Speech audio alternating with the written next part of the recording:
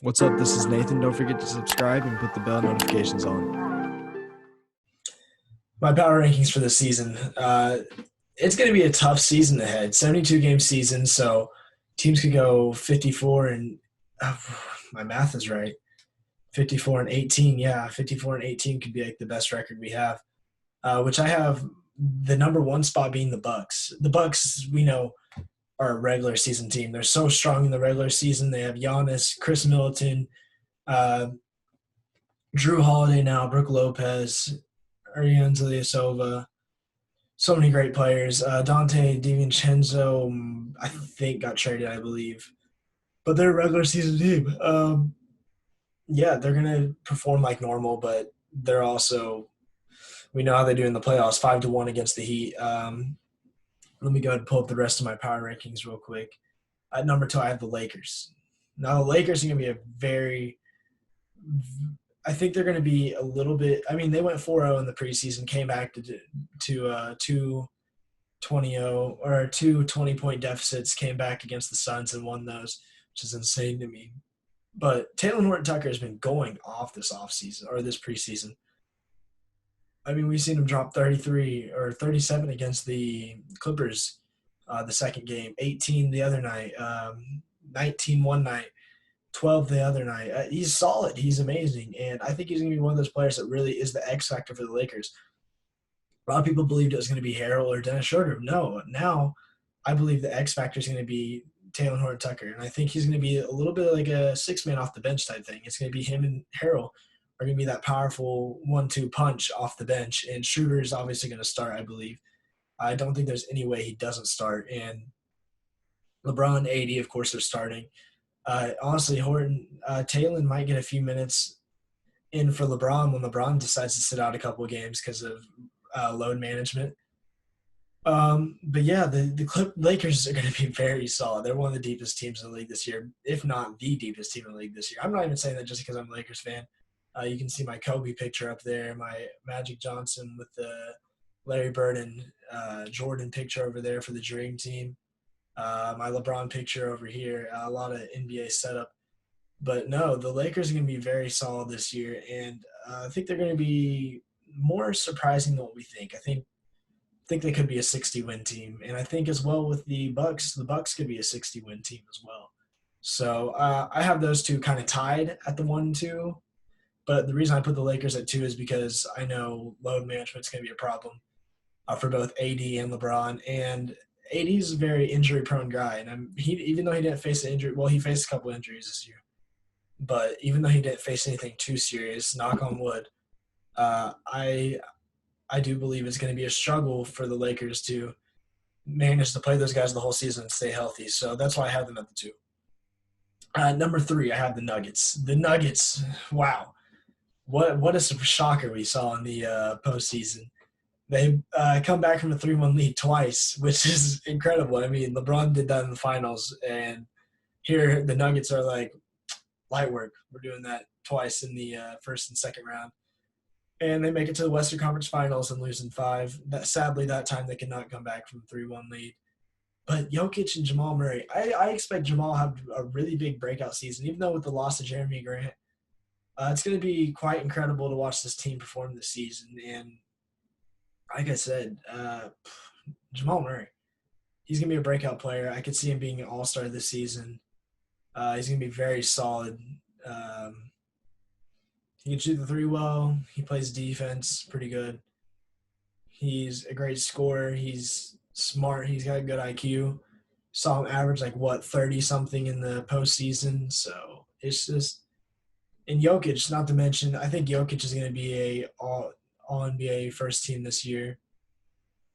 It's going to be fun to watch. Let's get into my 4th spot, the Nets. Now the Nets and Nuggets are another group you could switch – vice versa. It's a lot of, you can switch them around here, and it's very versatile. But the Nets is going to be a very tough team to guard. You watch KD, and KD is looking 100% right now. He's looking incredible. He dropped 25 and 12 the other night. Coming off an ACL tear, it makes me jittery thinking about it. It makes me feel good for KD because KD was one of those guys we saw him go down twice, and everyone was starstruck. Everyone was just shocked and in disbelief, and everyone was contemplating, well, will this man really come back from an injury like that 100%? Will he even come back 80%? I think right now he's come back 90%. He's solid. He's doing amazing. Kyrie's doing amazing alongside him. It's looking like a great duo. And even if they trade for James Harden, man, this Nets team could be the number one. Yeah, that's another thing I got to take into account here is James Harden trade. You can put James no matter what team you put James Harden on, that team is like I don't even have the Rockets on this list for a good reason. That's because of the Harden trade, and it's gonna happen. When is it gonna happen? Tomorrow the regular season, or well today the regular season kicks off, so could happen tonight. It could happen Monday night. So it could happen the night before. Could happen today. Could happen tomorrow. It could happen a week from now.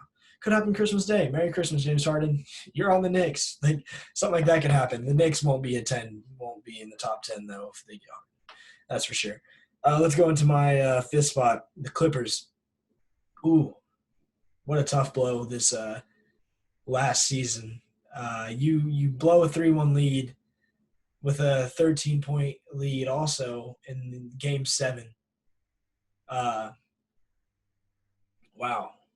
What do you have to say for yourself, Kawhi Leonard and Paul George? Pandemic P, playoff P. What do you have to say for yourself?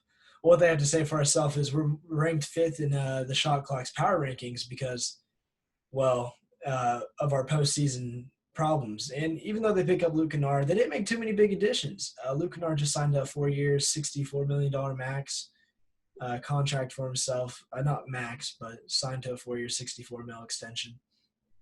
And it's like, what do you have to say for yourself? You're 0-2 against the Lakers in the preseason.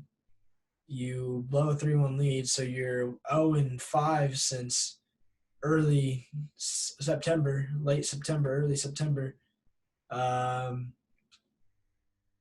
Yeah, there's not much to say about it besides Kawhi's going to be doing a lot of load management. PG might face an injury again. Knock on wood that he doesn't. But we saw that happen last year, and he tends to be very injury prone. It's another AD situation. Paul George is degressing is one thing we're watching as time goes on. It's going to be a tough year for the Clippers. Are they contenders, though? We'll get back into that in a few minutes. But let's get to the Heat at number 6. The reason I have the Heat so high, I won't even say this is very high. I'd say it's kind of low in a sense for a team that just made the finals, but they made no additions unless they get Harden, which is supposedly they're one of the front runners to get him. And, I don't think this team is going to perform very well in the regular season. They didn't make strong additions. We see every team around the East – Drew Holiday, KD, and Kyrie are back. You pick up, who else? The 76ers. They pick up Danny Green, which is a solid addition, nothing too big. But they get rid of Al Horford, so I'd say that's a win for them in a way. I'm trying to think. The Raptors didn't make any solid additions. I have them at 7. But the Raptors are always solid performing in the postseason, in the regular season. The Celtics is another team, didn't make an addition. They lost Gordon Hayward. They're at 8 because of that. Gordon Hayward's going to be a tough blow on them. You lose like a solid, what could have been a 6-man, but even though Hayward's injured now, it could have been a win for the Celtics. And they could end up making a trade for Harden too. You could see Jaylen Brown go, and they can move up. I'd say if they pick up Harden, they move up to the 3. It's that simple. But this Heat team didn't make any additions. They just signed Bam to an extension. That's really all the big sound they made. Goran Dragic is healthy again.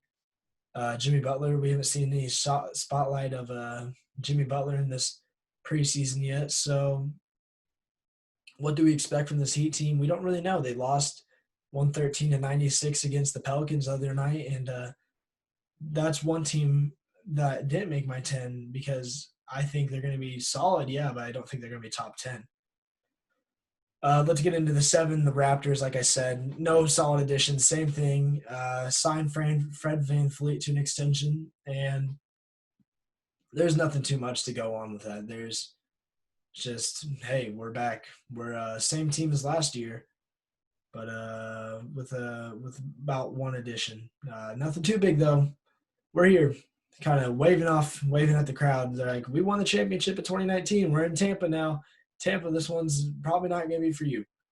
Let's get into number 8, the Celtics. Celtics make no big pickups. The Celtics going to be very strong. I'd love to see them and the Lakers in the finals, but it won't happen. The Celtics made no solid additions unless they make a trade by the deadline or sometime soon before the season starts off. And I don't see that happening. They lost Enes Kanter as well.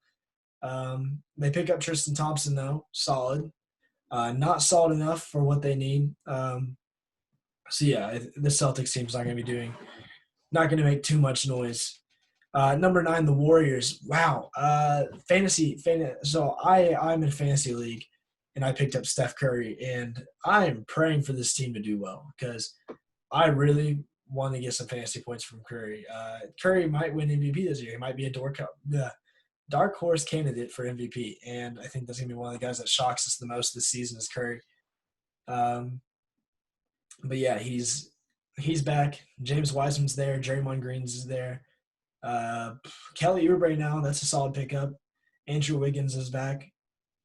You lose Klay Thompson due to injury. Klay Thompson's very questionable for what's going to happen to him. What's the future looking like for Klay? He's got the bag. He's got the money, that's for sure. But it's a wild west out there, I guess I should say. And number 10, the 76ers. The 76ers are what could be considered a pretender.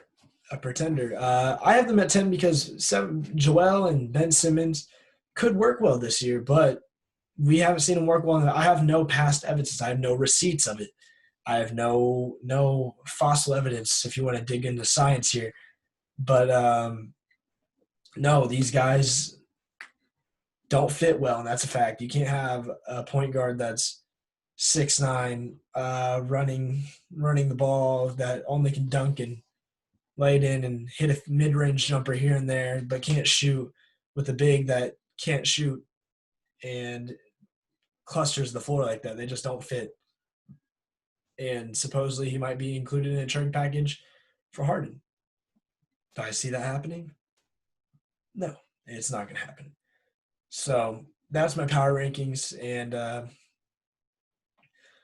yeah, it's a wild world out there in the NBA this season. Not too much of a change up anywhere besides Westbrook to the Wizards, which is a solid pickup for the Wizards. I could see them being a 9 seed, A seed maybe in the East. So we'll see how they do.